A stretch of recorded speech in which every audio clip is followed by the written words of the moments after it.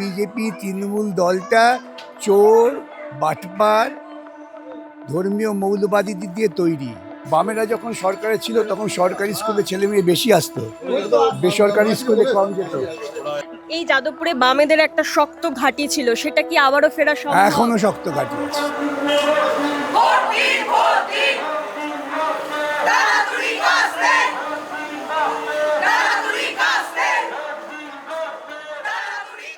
এই মুহূর্তে আমার সঙ্গে রয়েছেন যাদবপুর বিধানসভা কেন্দ্রের সিপিআইএম প্রার্থী বিকাশ রঞ্জন ভট্টাচার্য, আইনজীবী। তিনি এই মুহূর্তে আমার সঙ্গে রয়েছেন। স্যার, এই যে এলাকাগুলো ঘুরছেন, দেখছেন এই মানুষগুলো আজ অব্দি সরকারের যে আবাসের ঘর, সেই ঘর পায়নি। আপনি বিধায়ক হয়ে এলে এদের জন্য কি করবেন?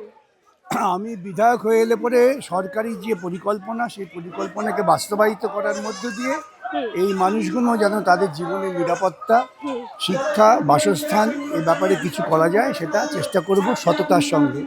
তার সঙ্গে কোনো কাটমানির সম্পর্ক থাকবে না।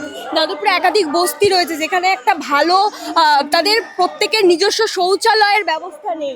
এই যে মানুষগুলো থাকেন তাদের একটা নিজেদের মানে ভালো খাবার জলের, পরিশুদ্ধ পানীয় জলের ব্যবস্থা নেই, যেগুলো দিনের পর দিন প্রশাসন দেখেন না।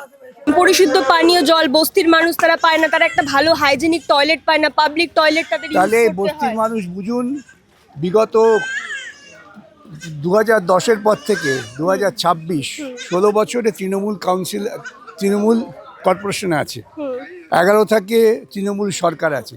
তাহলে এই সরকারগুলো মৌলিক কোনো কাজই করেনি, এটা প্রমাণ হচ্ছে। শুধুমাত্র কাটমানি ছাড়া তারা কিছুই করেনি। তাই তাদের ক্ষমতা ভোটে লাভটা কি? এবং স্যার, আরও একটা যে বিষয় আমরা দেখেছি যে বিভিন্ন কেন্দ্রে আপনার এই বিধানসভার একটু দূরে বেলেঘাটাতে শহীদ পরিবার বিজেপির, তারা বারংবার আপনার সাথে যোগাযোগ করার চেষ্টা করেছে। বিজেপি তাদের টিকিট দেয়নি, এমন একজনকে টিকিট দিয়েছে যিনি ওখানকার চোর বলে তার বিরুদ্ধে অনেক অভিযোগ আছে। এই যে শহীদ পরিবারগুলোকে টিকিট না দেওয়ার পরেও যারা এগুলোকে সমর্থন করছেন, তাদের উদ্দেশ্যে কি বলবেন? কারণ এই শহীদ পরিবারগুলো বারংবার বিজেপি তৃণমূল দলটা চোর, বাটপার, ধর্মীয় মৌলবাদীদের দিয়ে তৈরি। সুতরাং তারা এই কাজ করবে, এটাই স্বাভাবিক। এর থেকে ভিন্নতর কাজ করলে বরং বিস্মিত হতাম। এই যাদবপুরে বামেদের একটা শক্ত ঘাঁটি ছিল, সেটা কি আবারও ফেরা সম্ভব? এখনো শক্ত ঘাঁটি আছে। এই বামেদের প্রার্থীরা প্রচারে গিয়ে তারা বলছেন যে কেন বামেদের ভোট দেওয়া হবে। তৃণমূল প্রচারে গিয়ে বলছে বামেদের ভোট দিয়ে বিজেপিকে জেতাবেন না, বিজেপি প্রচারে গিয়ে বলছে বামেদের ভোট দিয়ে তৃণমূলকে জেতাবেন না। দুজনেই বামকে ভয় পায়। বামেদেরকে তো তারা শূন্য বলে। ওরা বামাতঙ্কে ভুগছে, এবং তা থেকেই প্রমাণ হয় যে বামেদের শক্তিটা কত দৃঢ় এবং কতটা কার্যকর শক্তি। স্যার, এই যাদবপুরে সরকারি স্কুলগুলোতে আজকে বাবা মায়েরা পাঠাতে পারছে না, বেসরকারি স্কুলে পাঠাতে হচ্ছে।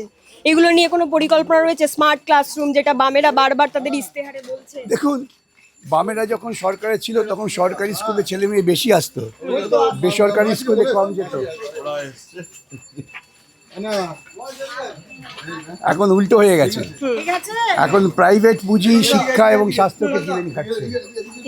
ডিএ মামলা, যেটা নিয়ে আপনি এত লড়লেন, আপনার প্রচারে কি এই ইস্যুগুলোকেও বলছেন? কারণ এই সরকারি কর্মচারীদের ডিএ নিয়ে যত মামলা সেগুলো সব আপনিই করেছেন, এবং এই যে সরকারের এত বড় চাকরি দুর্নীতি, সেটাও আপনিই ধরিয়ে দিয়েছেন। এগুলো কি মানুষের কাছে প্রচারে গিয়ে রাখছে, নাকি শুধু যাদবপুরের কথাই বলা হচ্ছে?